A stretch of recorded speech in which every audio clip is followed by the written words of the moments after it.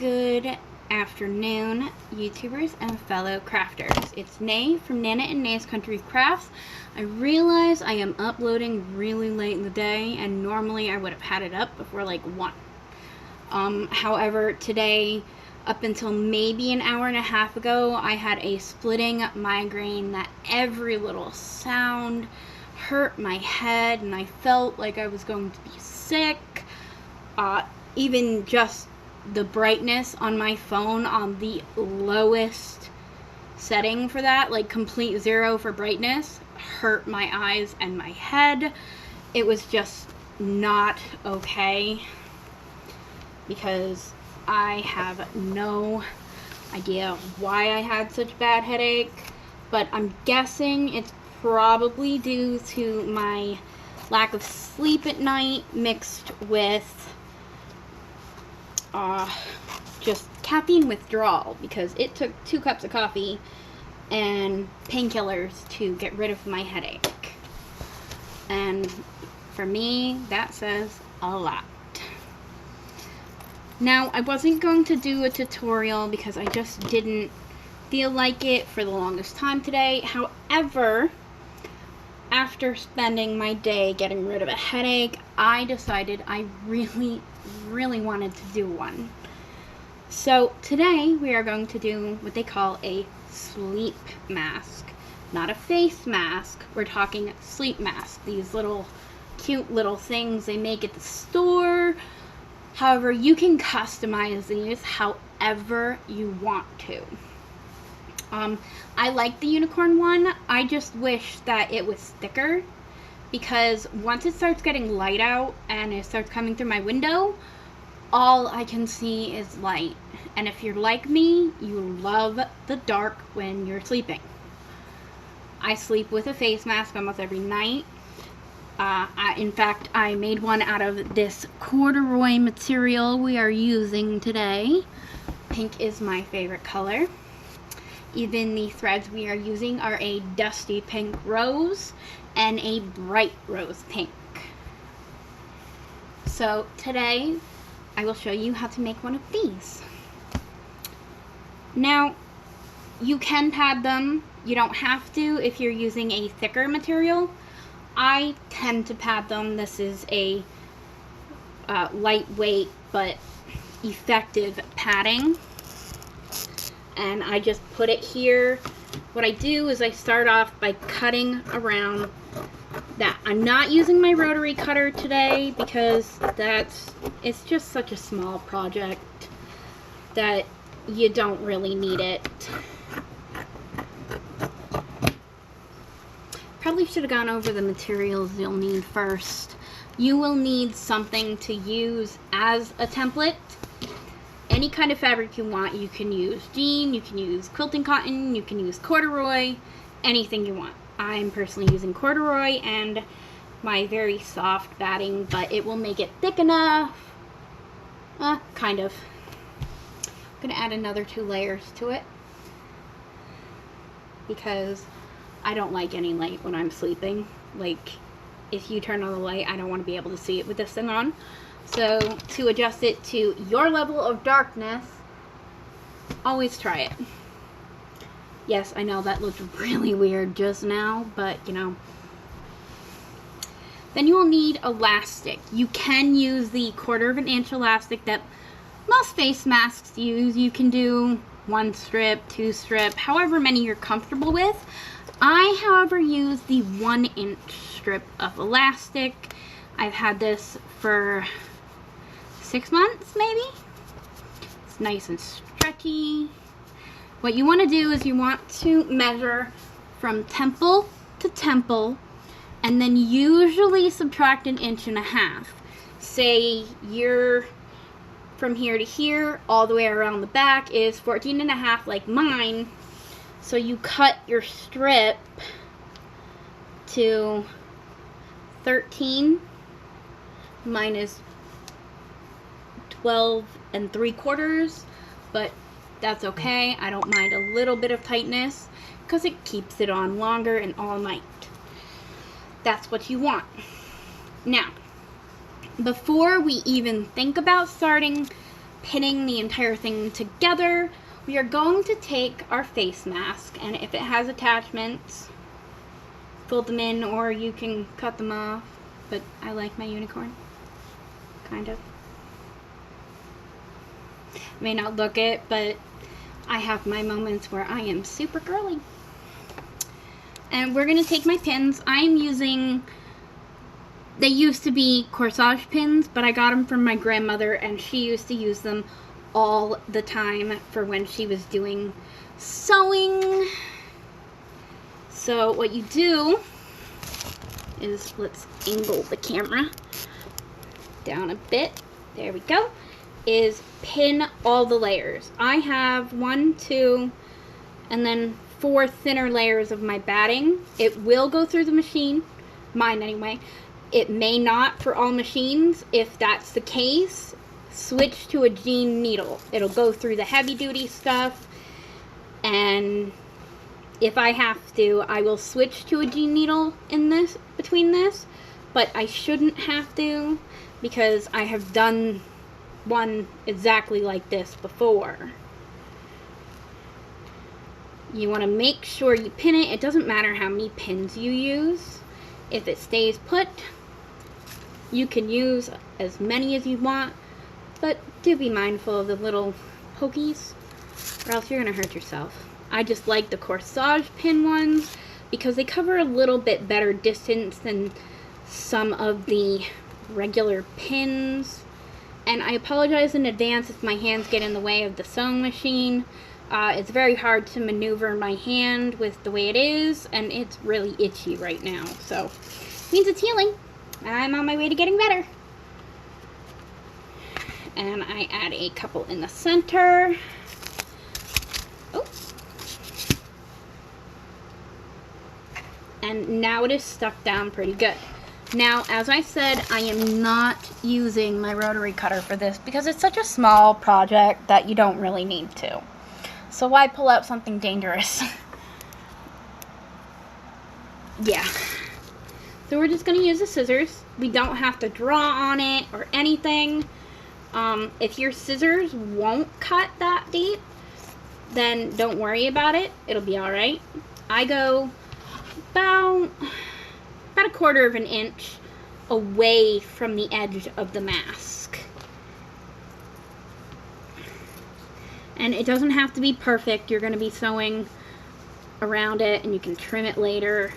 Now when it comes to where your nose goes, I add a little bit of a, like a end shape.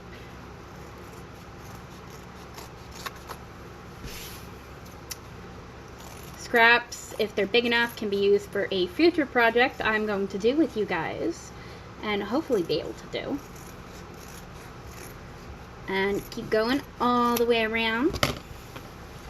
And most of these are big enough, but I'm going to throw them all in the same bag I have for all my scraps because I eventually want to do a crumb quilting adventure or crumb quilting little series with you guys. Remove all the pins when you are done cutting.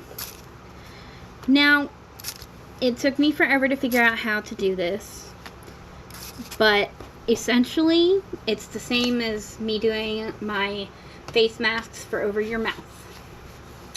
For this, you want to put the elastic about 1/4 of an inch over the rounded part on each end. Now, you don't have to, but I do this. I take a pin and pin it in place so I know it's not going to go anywhere. Make sure it's not twisted, and then you do the same thing for the other side. I'm going to use 3 pins in the inside because I don't want this popping up out of nowhere and saying hello, and then me mess up. Now when you're putting this together, you put, like with my face masks for the corona, right sides together and the batting on one side. And here is where you pin all of the layers together. all the way around the outside. You can put some in the middle, but if you've got around the outside, you don't really need to pin the center area because you just don't.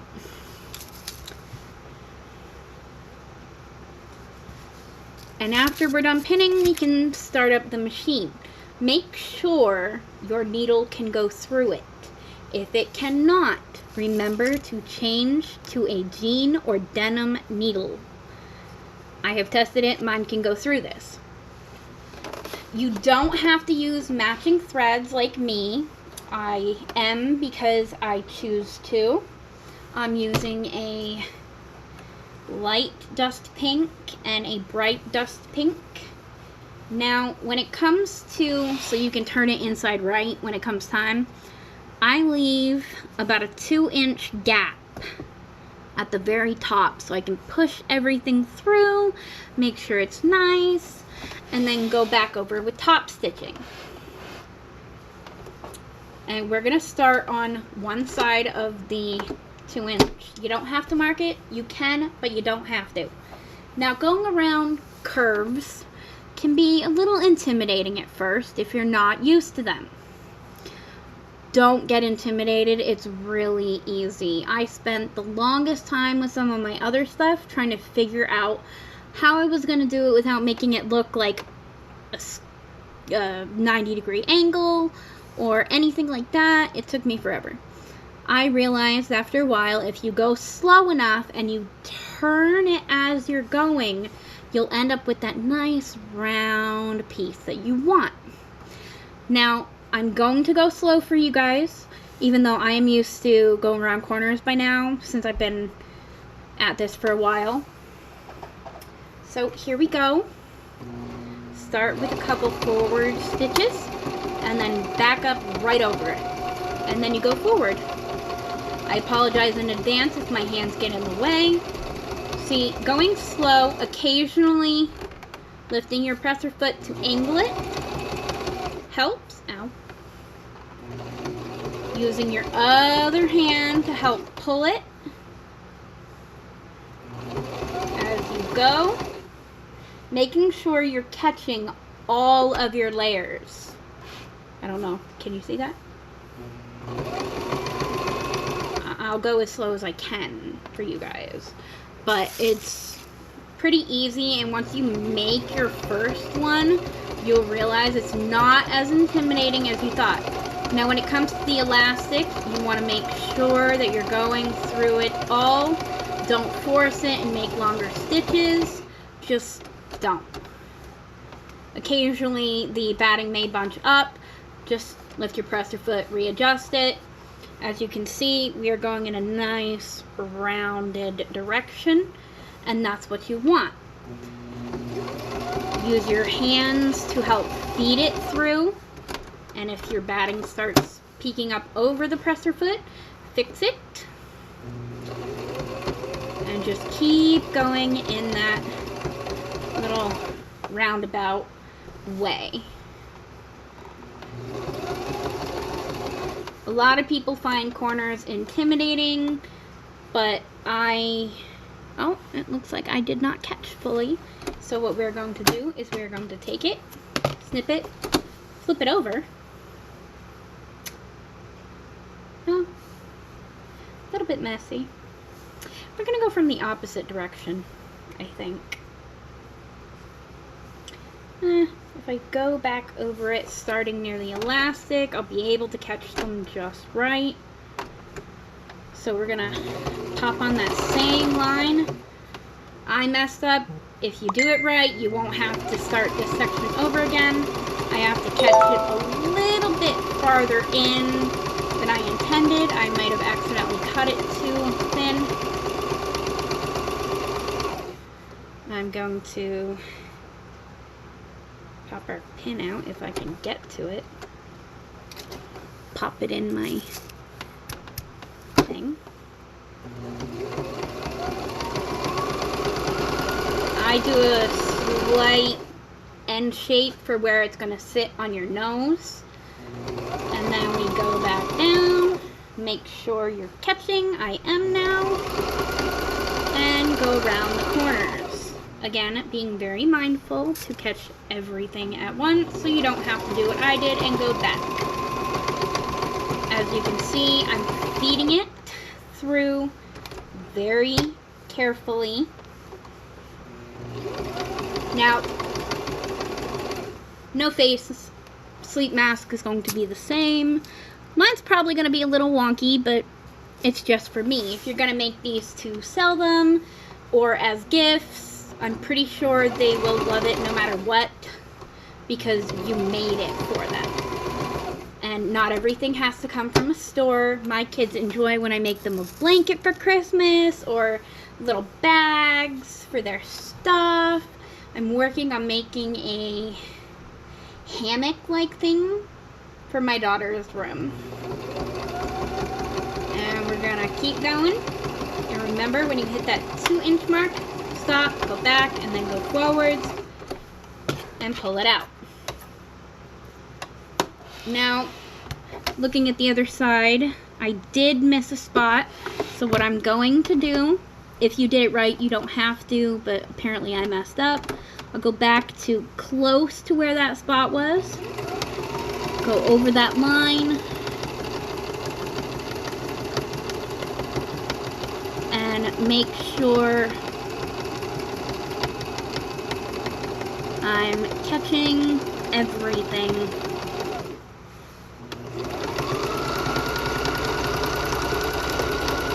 There. Now I've caught everything. I apologize for that. You take the pins that you can see out. I will go around and trim it down so it's not so bulky.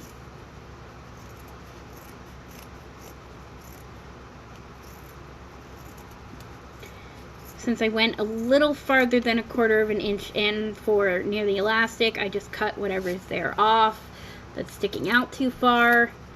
I leave a little bit of a tag area so I know where I'm pulling through. We're gonna trim the elastic here and the batting and that and that. Now, if you want a perfectly rounded shape, go through and cut little little like dashes kind of thing, but don't hit where you have your thread, or else you are going to end up with a little hole, and you don't want that.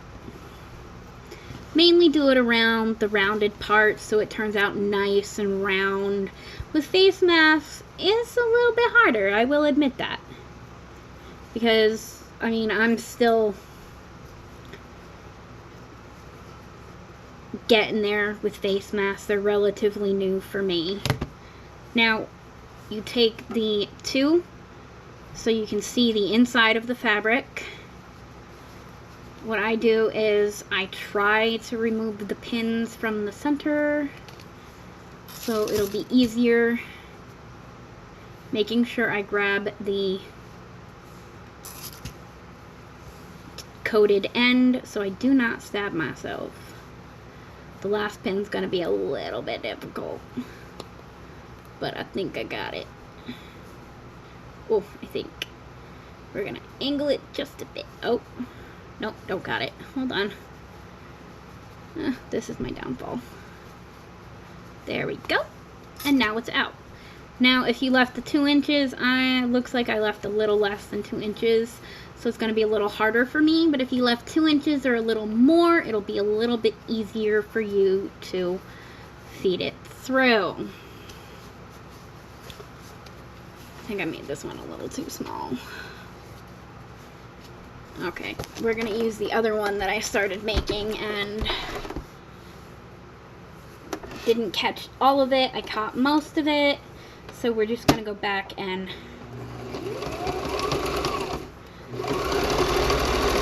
zip over that real quick.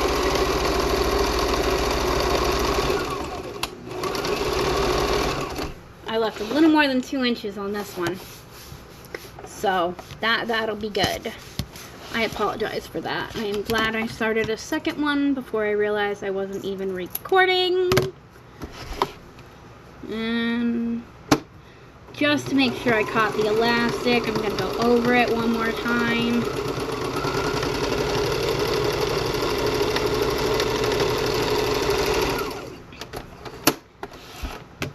I do that just to be safe. Now we remove the pins from this one. As you can see, this one is a little bit different. Same idea. Remove the pins.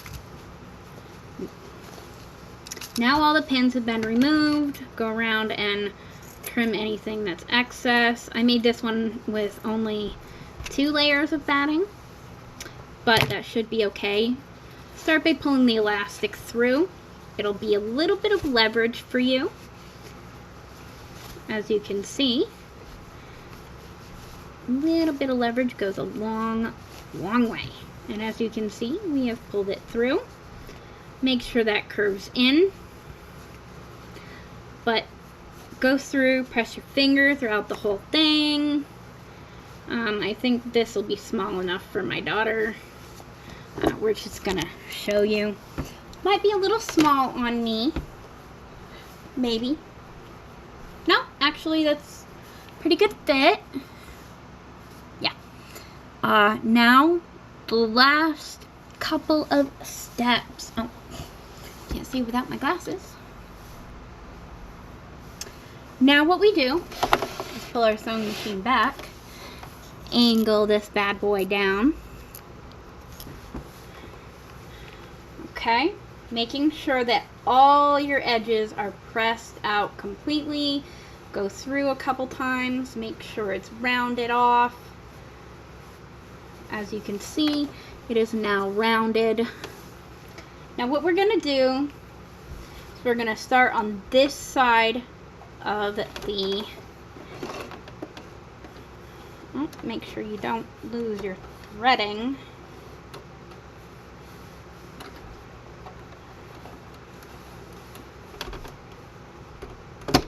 And start on one of the 2 sides, whichever way you're gonna top stitch. I'm doing it with the back. I realized there's a squiggle through it. That would have been my fabric marker. That will come off when I wash it. What we do is I am going to keep it at a stitch 8. Go forward a couple times, then reverse over it to lock it in place, and go. You're going to top stitch not just the opening. You are going to go all the way around and be slow and careful about it so you can turn it just right. As you can see, it looks intimidating at first. It really does, believe me. But I have come to enjoy making these. When you get to the elastic, be careful. Feed it through slowly so the stitches are not too wide. And as you're sewing, keep on turning.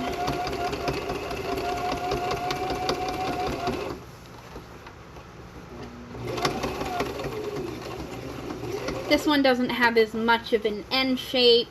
For the nose area, it just divots a little bit. And we just keep on sewing. Keeping, you know, relatively close to the edge. Apologize for that. My alarm went off on my phone. Like, relatively close is less than 1/4 of an inch if you can. If you are not comfortable with that, you can do 1/4 of an inch. I wouldn't do anything more than 1/4 of an inch. No matter how much you want to. It'll just look strange. Now, my pinks threads will match this pretty well. So I'm not worried about it. If you're making them to sell in large quantities, or you want to make them for family and they don't mind the colors, you can use any color your little heart desires. Occasionally make sure you're going to catch everything. And almost there. overlap, go back, overlap again, and there you have it. Grab your scissors, cut off any little stray threads you have.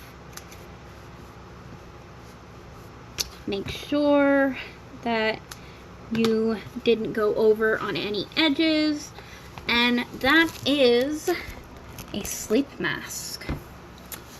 It should fit relatively snugly. I mean, a little tighter than the store-bought ones that seem to come off easy, but you know, as you can see, it does still have some stretch. Mine is about 12 3/4 to 13 inches of elastic, so it keeps on my head longer and snugger. And honestly, even with 2 layers, it is hard to see any light. So I do hope you enjoyed this. The next tutorial will be a little zipper bag.